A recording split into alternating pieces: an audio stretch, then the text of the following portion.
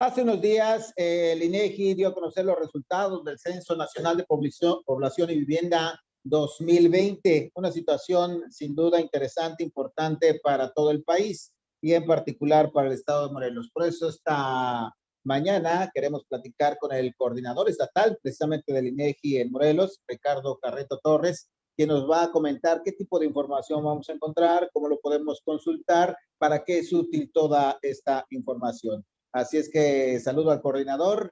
Ricardo, muy buenos días, ¿cómo estás? ¿Qué tal, Evaristo? Con mucho gusto de saludarte, saludar a la audiencia y pues ahora entregar los resultados de un censo tan importante como es el de población y vivienda. Pues para que nos cuentes en principio brevemente toda la dificultad que se tuvo para completar el censo en una situación de pandemia mundial preocupante, pero que finalmente se logró recopilar toda esta información. Fíjate que cada censo de población inicia su preparación cuando concluye el anterior, es decir, para preparar este del 2020, lo preparamos del 2010. Sin embargo, la circunstancia a la que nos enfrentamos, pues nadie la esperaba.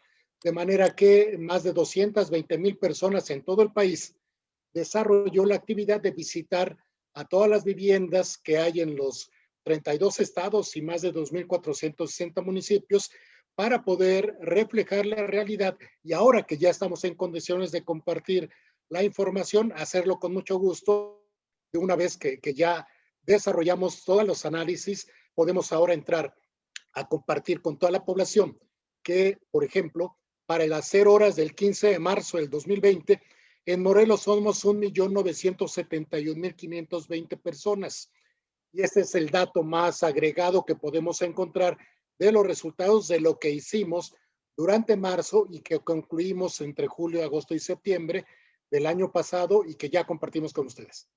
Bien, Ricardo, una cosa muy importante también Entonces, es darle a conocer a la población cómo está distribuida, cómo está agrupada toda esta información para que pueda ser consultada. mira, esta información, una vez que tuvimos las respuestas pues de todas las personas que habitan en el estado de Morelos, ahora ya la tenemos en disposición de cualquiera de las personas que están interesadas a través del sitio del INEGI, inegi.org.mx. Ahí están todos los resultados.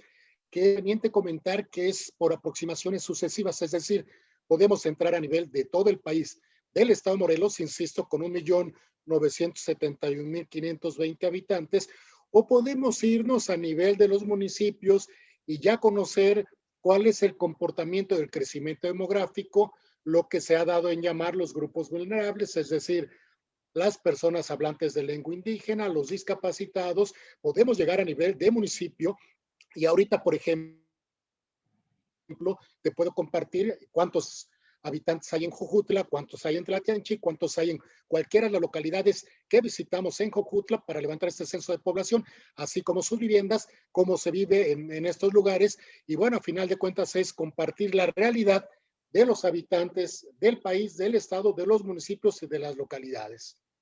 Cuéntanos, por favor, algunos números destacados del Estado de Morelos en particular, para saber más o menos qué podemos conocer y encontrar en los resultados de este censo. Desde luego, fíjate que hay poco más de 1,020,000 mujeres y ya vemos poco más de 950,000 hombres, y esto implica que hay 51,8% del total de habitantes que son mujeres contra 48,2% que son hombres.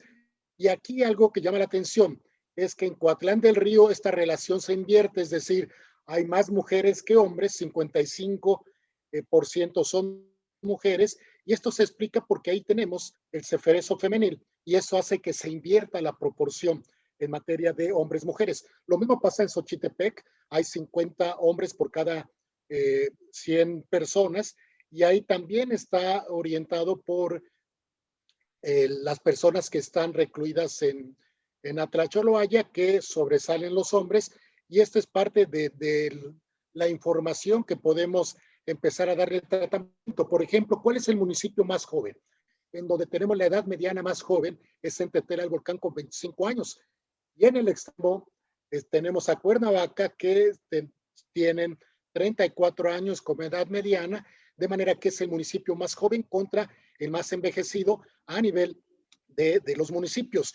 comentarte que, por ejemplo, que Morelos se mantiene en el tercer lugar con densidad de población por kilómetro cuadrado.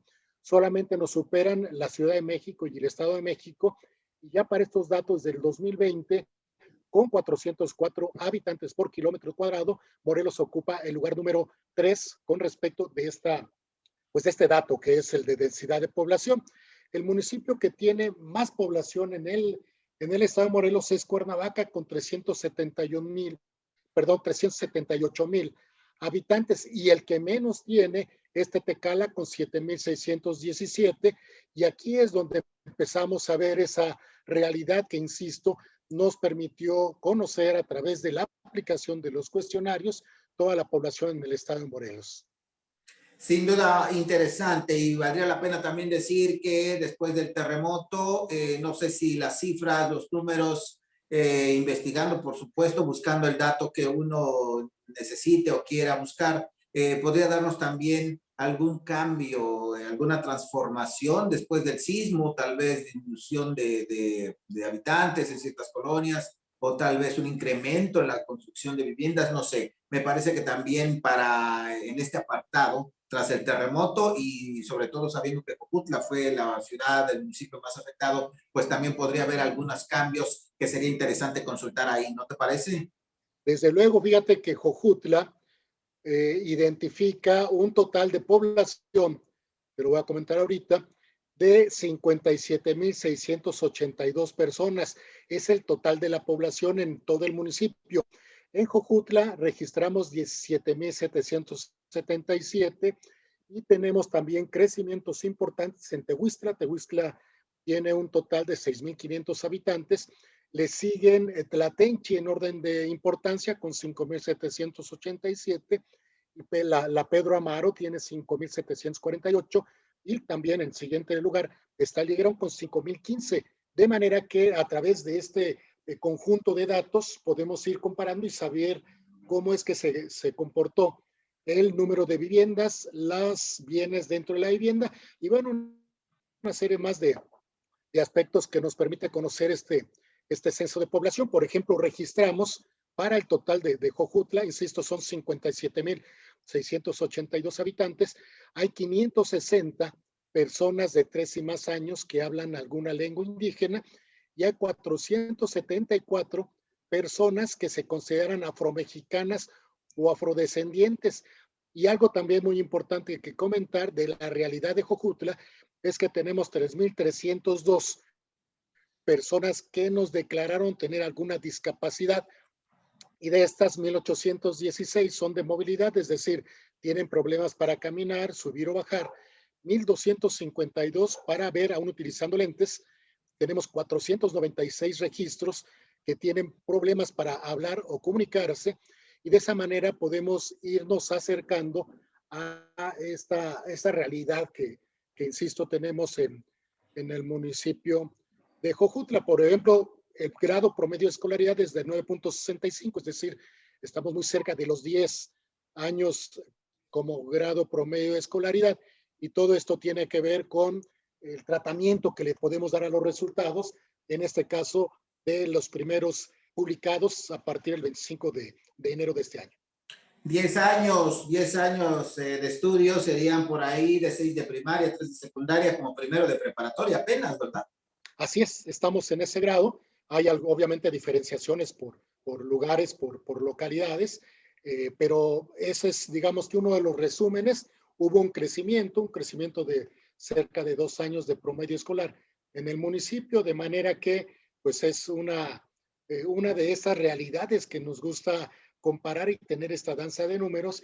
Sin embargo, lo más interesante en este caso, mi estimado Evaristo, es contrastar las dos realidades, es decir, cómo estábamos en 2010, cómo estamos en 2020, para que todas las autoridades, todos los interesados puedan tener una referencia de esta nueva realidad e incidir en procurar el bienestar de la población, aquellos que tienen la autoridad para poder procurar el bienestar.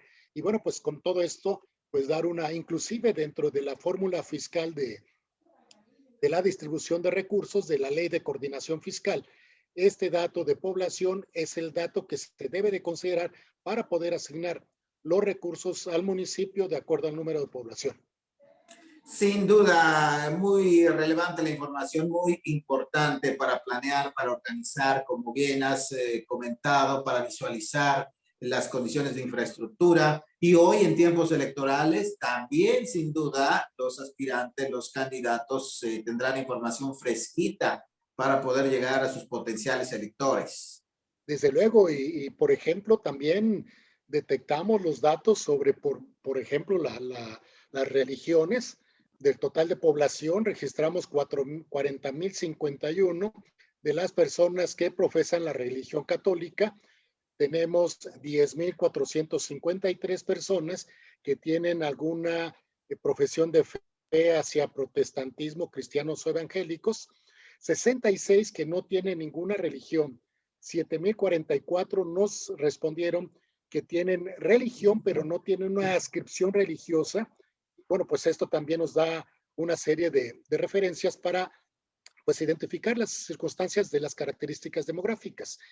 Pasando por ejemplo, a los datos de vivienda, registramos 26,540 como total de viviendas. Sin embargo, 16,963 son las que están habitadas. Y esto implica pues un reto, por ejemplo, para nuestros amigos que vayan a ser presidentes municipales, porque se tiene que dar servicios para el total de las viviendas y la Ley de Coordinación Fiscal asigna recursos para la población que vive en las viviendas habitadas. De manera que, bueno, también es parte del tratamiento de la información y bueno, con este ejemplo, la importancia que insistimos muchas veces en tus espacios que nos diste la oportunidad durante el censo de ocupar para que la población nos manifestara su realidad y ahora a partir de esa realidad pues se toman decisiones. Así es, pues muchas gracias Ricardo. Estamos pensando o estamos viviendo una pandemia importante que está afectando a todos los sectores, económico, social y desde luego la vida de las personas. Me parece que la información que se tiene del censo de la población actualmente, que se terminó por ahí por marzo, si no mal recuerdo, va a ser muy útil confrontarlo, contrastarlo después de que pase toda esta pandemia para ver qué tanto pudo haber impactado en el número de habitantes de cada localidad. Así es que datos como esos relevantes, tema para estudio, tema para quien desee hacer no sé, poner un negocio, para ver cómo están las condiciones sociales de la población también, para planear, son sin duda importantes, relevantes, necesarios para planear sobre algo firme. Así es que yo te terminaría invitándote a que podamos diseñar por ahí en algún momento algún tema puntual y específico del cual podamos platicar más ampliamente solo de ese tema para ir revisando los resultados de este censo, si te parece. Desde luego, con mucho gusto, Evaristo. Insisto, las aproximaciones sucesivas a los temas de interés es lo que nos va a dar una mejor referencia de cómo es que somos, cómo estamos distribuidos, cuáles son nuestras características y desde luego que acepto con mucho gusto tu invitación para que estemos las veces que sea posible y compartir la información con la audiencia tan importante de este medio de comunicación pues de toda la región, de todo el estado, que es algo que ahora tenemos que estar utilizando para dar a conocer los resultados. Muchas gracias, Ricardo Carreto Torres, coordinador estatal del INEGI. Un abrazo, mi estimado Evaristo, a todos también, muchas gracias. Hasta pronto. Hasta luego.